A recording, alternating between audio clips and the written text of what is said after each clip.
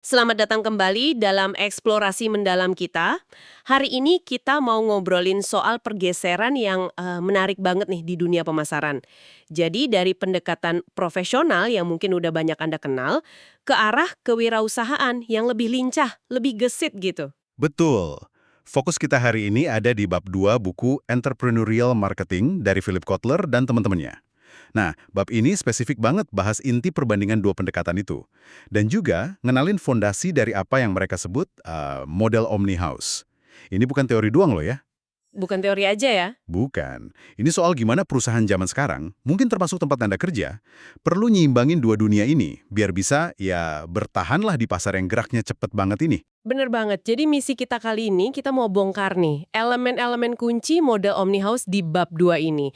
Kita bakal lihat apa sih bedanya pemasaran profesional sama kewirausahaan itu secara mendasar gitu. Dan yang penting nih, kenapa gabungan keduanya ini relevan malah krusial buat Anda. Oke deh, mari kita mulai bedah ya. Nah, gini, yang perlu diingat nih, bedain dua pendekatan ini bukan cuma buat, diskusi di kampus gitu. Ini realitas bisnis banget sekarang. Dunia yang serba nyambung, serba berubah cepet ini, nuntut kita nggak cuma pakai satu cara pandang aja. Banyak loh organisasi, dari yang gede banget sampai startup baru, lagi jungkir balik nyari titik tengahnya. Nyari keseimbangan pas antara struktur sama kelincahan itu tadi. Oke, oke. Kita mulai dari yang mungkin rasanya lebih aman dulu kali ya, yang udah dikenal banyak orang. Pemasaran profesional. Sering dengar kan istilahnya, tapi kalau kita bedah nih, intinya apa sih menurut buku ini? Intinya itu ada di keteraturan sama prediktabilitas. Jadi pemasaran profesional itu sangat ngandelin perencanaan yang, gimana ya, rapi banget, terstruktur. Anggarannya juga detail, bisa dipertanggungjawabkan. Plus, pemahaman finansialnya kudu kuat. Mereka ngerti banget soal angka. Ah iya, contoh dari buku soal Netflix itu pas banget ya. Gimana mereka bangun model bisnis pelanggan bayar yang efektif sampai bisa dapat miliaran dolar gitu. Itu kan nunjukin banget pemahaman finansial yang dalam ya. Ciri khas profesionalisme yang mateng gitu. Bener-bener dihitung. Tet. Dan ada lagi nih aspek penting lain dari profesionalisme ini. Akuntabilitas sama kejelasan peran. Jadi jelas, siapa ngerjain apa, targetnya apa, ngukurnya gimana. Semuanya clear. Prosesnya diikutin. Ada ukurannya, ada metriknya. Kelebihannya jelas. Ini ngasih struktur. Analisisnya juga cenderung pakai data, pakai fakta, biar nggak bias. Maksudnya biar objektif gitu ya. Iya, biar objektif. Nggak kepengaruh pandangan pribadi, politik, gender, atau apalah. Hasilnya harus bisa dipertanggungjawabkan, kan? Selain itu, ada juga soal etika dan batasan ya. Profesionalisme sering dikaitin ke sana. Betul sekali. Profesionalisme itu juga nyangkup sikap hormat sama batasan. Maksudnya, ya respek ke rekan kerja, atasan, bawahan. Pelanggan juga diperlakukan etis, manusiawi, dan yang nggak kalah penting, patuh sama aturan perusahaan, norma industri, nilai-nilai bareng. Semuanya jalan di rel yang udah jelas gitu. Oke, oke. Kedengerannya solid banget, teratur gitu ya. Tapi namanya juga dua sisi mata uang, pasti ada kurangnya juga dong. Pendekatan profesional ini sering dikritik soal apa aja biasanya. Nah, ini nih bagian serunya. Sumber kita, ngutip pandangan Nina Toren, itu nyorot potensi masalah utamanya, kaku, rigid gitu. Sama birokrasi yang bisa jadi kebanyakan. Karena terlalu terstruktur, terlalu fokus ke proses yang udah baku, pendekatan ini bisa jadi lambat banget ngerespon perubahan pasar yang tiba-tiba. Atau disruptif gitu. Adaptasinya kurang cepat jadinya. Jadi inovasinya cenderung yang aman-aman aja gitu ya, nggak berani aneh-aneh. Bisa dibilang gitu. Inovasi yang muncul seringnya ya perbaikan bertahap, incremental improvement lah istilahnya. Bikin yang udah ada jadi dikit lebih baik, bukan yang benar-benar baru atau ngubah permainan. Ada kecenderungan buat main aman, ngehindarin risiko gede. Akibatnya, mereka lebih sering reaktif, ngikutin pasar aja, bukan nyiptain tren baru. Dan di zaman digital gini, kaku gitu bisa jadi masalah serius banget ya. Serius banget. Ada risiko nyata gagal dalam transformasi digital. Kalau organisasinya terlalu kaku, terlalu nolak perubahan cara kerja, model bisnis baru, teknologi baru, ya bisa ketinggalan jauh.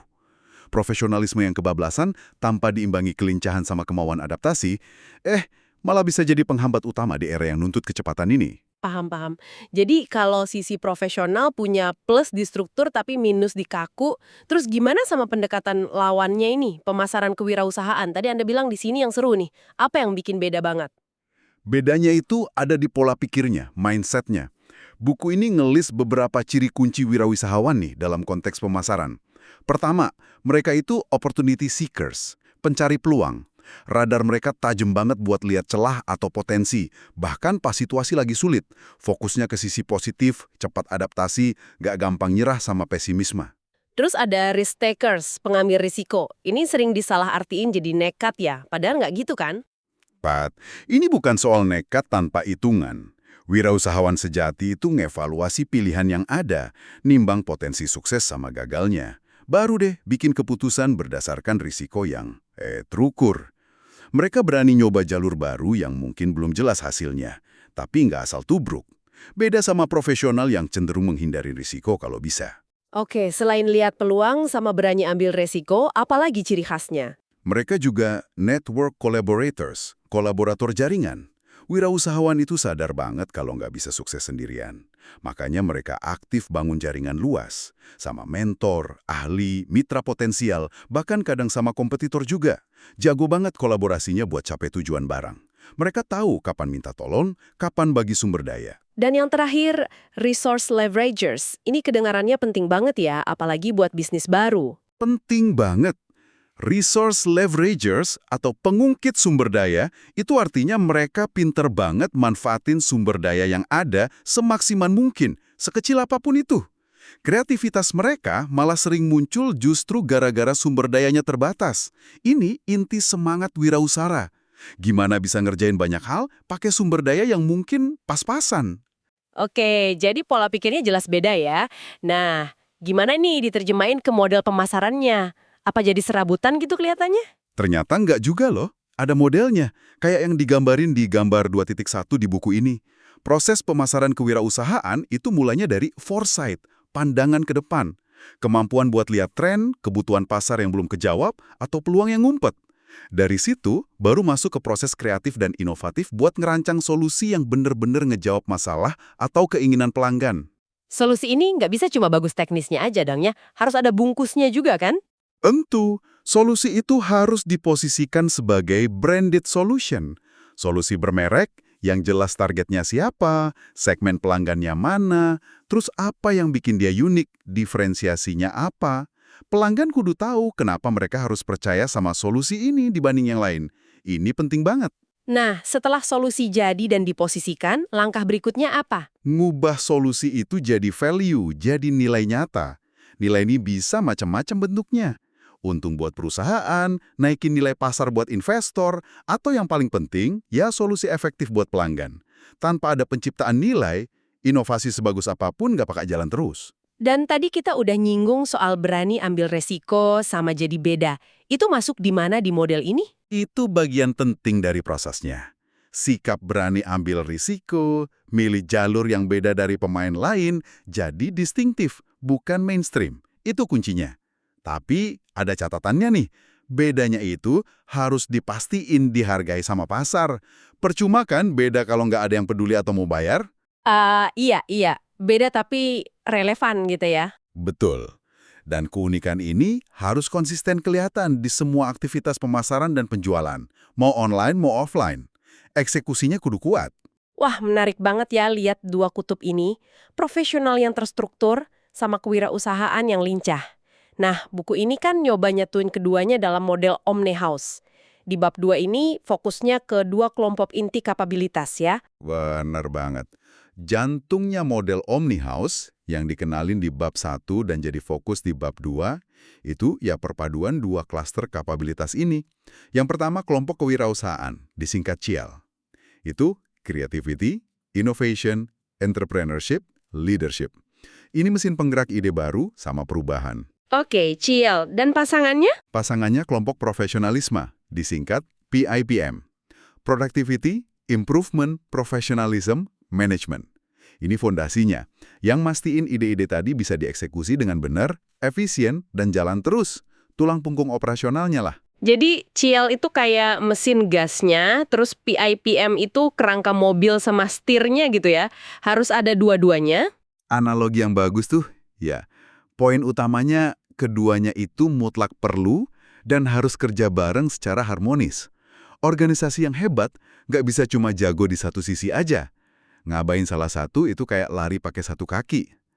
Kreativitas tanpa struktur, CL tanpa PPM, bisa liar, boros, ujung-ujungnya gagal ngasilin nilai. Sebaliknya juga gitu ya? Sebaliknya juga gitu.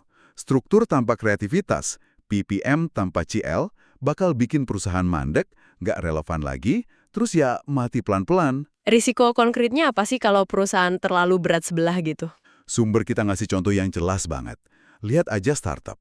Mereka seringnya kuat banget di CL, idenya brilian, inovatif, semangat wirausahanya tinggi, pemimpinnya visioner, tapi banyak yang gagal karena sisi PPM-nya lemah.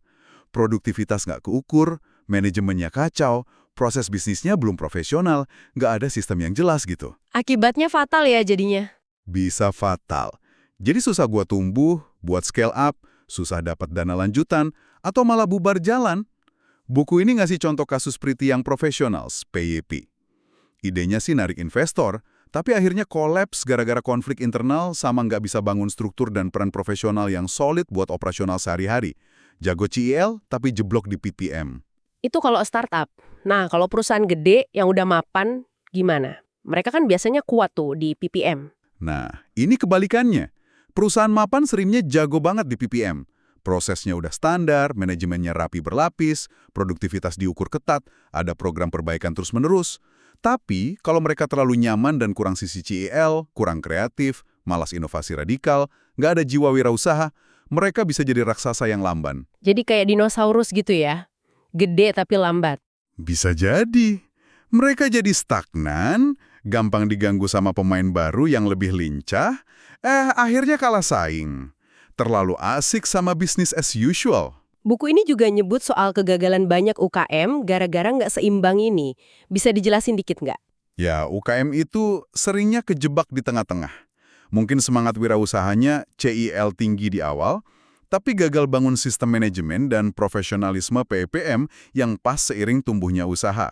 Atau sebaliknya, terlalu fokus ke operasional harian yang rapi, PIPM, sampai lupa buat terus inovasi dan cari peluang baru, CIL. Nyari keseimbangan pas antara dua kapabilitas ini tuh tantangan gede buat UKM. Sumber juga ngasih isyarat sih, lewat gambar 2.2, kalau proporsi ideal CIL sama PIPM ini bisa beda-beda, tergantung ukuran perusahaan sama tahap perkembangannya. Nggak ada satu resep buat semua gitu. Buat Anda, pendengar kami, kenapa sih kudu repot-repot paham soal gabungan pemasaran profesional sama kewirausahaan ini? Ini relevan banget apapun peran Anda sekarang. Mau Anda di korporasi gede, startup yang lagi mulai, anggota tim, manajer, atau bahkan cuma pengamat pasar yang pinter. Di landscape bisnis yang perubahannya kayak kilat ini, kemampuan buat maduin dua pendekatan. Lincahnya wirausaha sama disiplinnya profesionalisme itu jadi kunci sukses jangka panjang. Buku ini pakai istilah keren, butuh strategic flexibility, fleksibilitas strategis. Fleksibilitas strategis, maksudnya gimana tuh dalam konteks gabungan CIL dan PIPM ini? Artinya, perusahaan butuh kemampuan buat ngerasain perubahan di pasar, ini butuh radar CIL, dan ngerespon perubahan itu dengan cepat dan efektif. Ini butuh eksekusi PM yang solid, tapi juga bisa adaptasi. Manajemen nggak bisa lagi cuma jalanin rutinitas yang sama terus dari tahun ke tahun. Mereka harus siap dan bisa mengakomodir perubahan, bahkan transformasi gede, terus jadiin itu bagian dari cara kerja normal yang baru. Dan harus cepat ya? Dan itu kudu dilakuin cepat. Ini bukan pilihan lagi, tapi keharusan buat bertahan dan berkembang. Kalau gitu, ini ada hubungannya dong sama masalah birokrasi yang tadi kita bahas sebagai salah satu minusnya profesionalisme murni? Erat banget hubungannya. Biar bisa lincah dan inovatif nguatin CIL, perusahaan perlu secara sadar mangkas birokrasi berlapis yang nggak perlu. Proses ambil keputusan yang lambat, kebanyakan minta setuju sana-sini, aturan kaku, itu bisa ngebunuh ide baru sebelum sempat mekar. Sumber kita malah ngutip survei HBR yang ironisnya nunjukin banyak karyawan justru ngerasa birokrasi makin nambah, padahal butuhnya sebaliknya. Ini tantangan gede buat banyak organisasi mapan. Buku ini juga sempat nyebut intrapreneurship. Gimana konsep ini pas di diskusi kita? Nah, intrapreneurship itu intinya salah satu cara praktis buat numbuhin semangat kewirausahaan, CL, di dalam perusahaan yang udah mapan, yang biasanya kuat di PM-PM. Intinya sih soal memberdayakan karyawan, biar bisa mikir dan bertindak kayak wirausaha proaktif, cari peluang, berani usul inovasi, ambil resiko terukur. Tapi pakai sumber daya dan dalam kerangka perusahaan yang udah ada. Ini cara aman lah buat dapat manfaat CL tanpa harus jadi startup. Dan terakhir nih, kenapa cuma ngandelin profesionalisme? PM-PM aja itu bahaya, terutama buat jangka panjang. Tadi katanya soal main aman. Karena sikap main aman yang sering jadi bawaan dari fokus PM murni, ngejar efisiensi, produktivitas kuartalan, perbaikan kecil-kecilan gitu, itu bisa ngehambat penciptaan nilai pasar jangka panjang. Investor, apalagi di pasar modal, kan nggak cuma lihat kinerja sekarang, tapi juga potensi tumbuh ke depan. Pertumbuhan itu seringnya datang dari inovasi disruptif, dari kemampuan nyiptain pasar baru. Nah, itu lahirnya dari rahim CIL. Fokus cuma ke PM mungkin bikin laporan keuangan kuartalan kakep, tapi bisa ngorbanin potensi nilai perusahaan di masa depan. Profesionalisme cenderung lihat ke belakang sama sekarang. Kalau kewirausahaan lihatnya ke depan. Jelas banget sekarang ya betapa pentingnya nyari harmoni antara dua dunia ini. Oke deh, mari kita coba rangkum poin-poin utama dari obrolan kita soal bab 2 ini. Pertama, pemasaran profesional yang kita kaitin sama PIPM itu ngasih struktur, efisiensi, sama akuntabilitas yang penting banget. Tapi ingat, kalau kebanyakan dan nggak ada penyeimbang, bisa jadi kaku, birokratis, lambat responsnya. Kedua, pemasaran kewirausahaan, akarnya di CIL, itu sumber inovasi, kelincahan, lihat peluang, sama berani ambil resiko. Tapi, tanpa fondasi profesionalisme, PIPM, semangat ini bisa jadi nggak terarah, boros, dan susah ngasih dampak jangka panjang atau jadi besar. Ketiga, intinya, model Omnihouse di bab ini itu ya gabungan sinergis antara CIL, kreativitas, inovasi, kewirausahaan, kepemimpinan, sama PIPM, produktivitas, peningkatan, profesionalisme, manajemen. Keduanya bukan pilihan, tapi keharusan yang saling ngelengkapin. Dan keempat, kunci buat bertahan dan bahkan berkembang pesat di zaman serba berubah ini adalah fleksibilitas strategis. Ini cuma bisa didapat kalau organisasi mampu secara sadar ngegabungin dan nyeimbangin dua kapabilitas ini buat nyiptain nilai jangka panjang buat pelanggan dan juga buat investor. Nah, sebagai penutup nih, mungkin ada satu pemikiran buat Anda bawa pulang buat direnungin. Mengingat penting bangetnya gabungan CIL dan PPM ini, coba deh tanya ke diri sendiri. Gimana ya caranya saya bisa secara aktif numbuhin kedua pola pikir ini? Jiwa wirausaha sekaligus disiplin profesionalisme. Di peran saya sekarang, nggak peduli seformal atau sekaku apapun struktur organisasi saya. Gimana saya bisa pakai wawasan dari obrolan kita hari ini buat nggak cuma sekedar bertahan, tapi benar-benar berkembang di tengah lanskap bisnis yang terus berubah ini? Wah, pertanyaan reflektif yang pas banget ya buat kita semua. Terima kasih banyak sudah menyimak pembahasan mendalam kita kali ini. Semoga ada manfaatnya ya, dan sampai jumpa di kesempatan berikutnya.